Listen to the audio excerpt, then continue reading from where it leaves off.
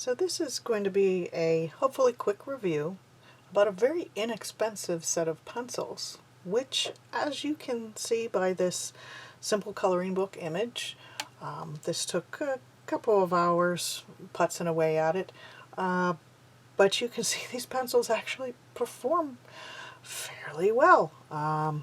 They were only, I believe, $13 on Amazon when I bought them.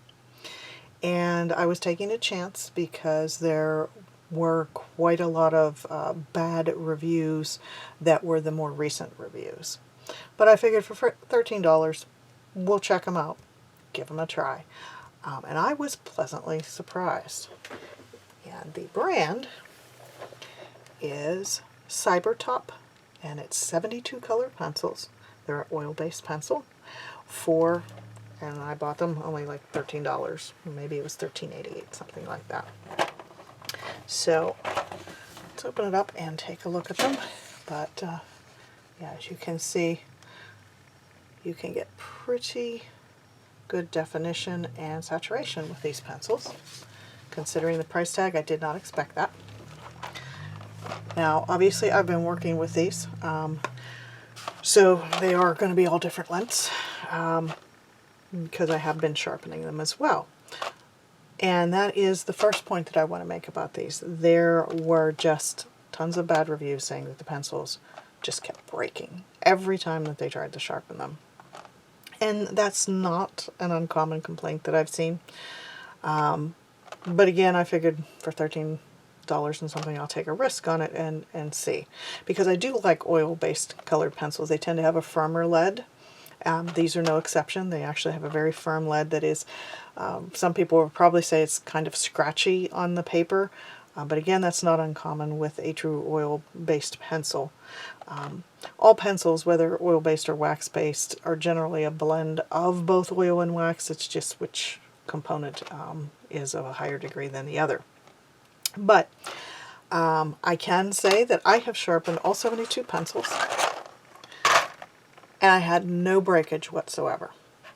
Now, I do use a titanium blade hand crank sharpener, and let me see if I can get this off of the desk over here.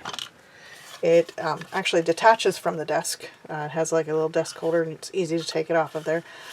It is called, it's from Westcott, and this is, you know, if you're not going to use a hand sharpener, this sharpener has never done me wrong.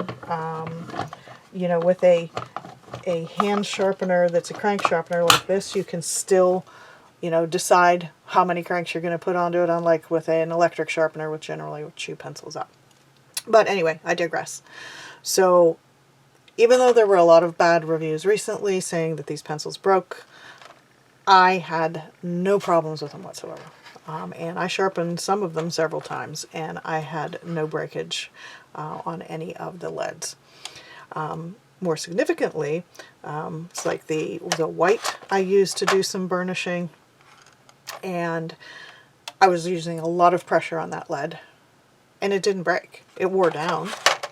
As you can see, it did wear down, but it did not break. The colors, again, as you saw in the image, you are able to get multiple layers and get depth of color, even on cheap coloring book paper.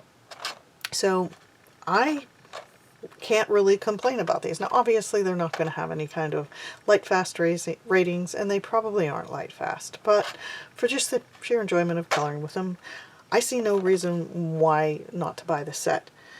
Now, going back to the fact that folks said that their leads were breaking on them, I don't doubt that they were, but it could have been that they either had an inferior pencil sharpener, or if they had a hand sharpener that they were trying to use, maybe they weren't using it correctly.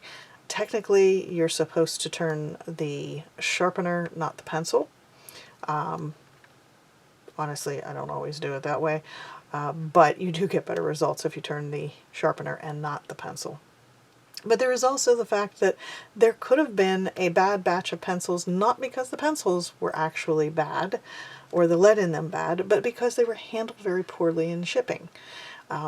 If you abused your colored pencils, if they get banged around in shipping, exposed to extreme heat, extreme cold, banged around some more, sure, you might end up having broken leads. But that's not the fault of the manufacturer. It's the fault of shipping. Now, all of that said, and beautiful picture quality aside, I do have one complaint about them, which is why I can't give them 5 stars. And that is that some of these pencils are actually warped. The wood itself is warped. Let me move these out of the way so that maybe you will be able to see this when I lay them down. There was a gray one that was particularly bad. I think this is it, yes. So, I'm not sure if you can see that well, but yeah, you see how the pencils bend? They actually have a warp to them. Probably because the wood that they used, it wasn't properly cured or something to that effect. This pencil is the worst one out of the batch, and it actually, I think, is missing. It got scraped off a big piece of the wood there. But these others, as you can see, they're actually curved. The wood is curved and bent on them. I'd say there's probably anywhere from 10 to maybe 15 of them that are bent to various degrees. And I'm not sure how that's going to affect them once I get down to where it starts to curve for the sharpening. I don't expect it to be too much trouble, but that is my only complaint about this set. Beyond the bent pencils, I had no problems at all with the sharpening of them. The colors laid down very nicely, and as you can see, you can actually get quality coloring from them. Just keep in mind that they are oil-based pencils. They do have a firmer lead. They will feel a little bit scratchy on the paper, simply because they are a firmer lead pencil. Not unlike the Prismacolor Verithin pencils. Of course, those are wax-based, and they don't have actually anywhere near the amount of color in them that these ones do, surprisingly. But, a pencil like this does have its purpose. Now, I did this drawing without any other pencils and without using any blenders or using any solvents, anything like that in this coloring book page. But in the future, when I use these pencils, they'll be used together with others, because the thing that a firmer tipped pencil like these is good for is actually cleaning up the edges of your artwork or of your coloring, because they will hold a firm tip.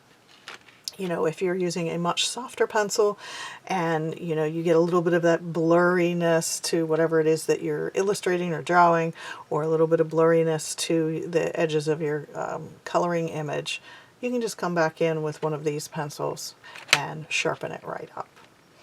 But anyway, that's my assessment of the Cyper pencils.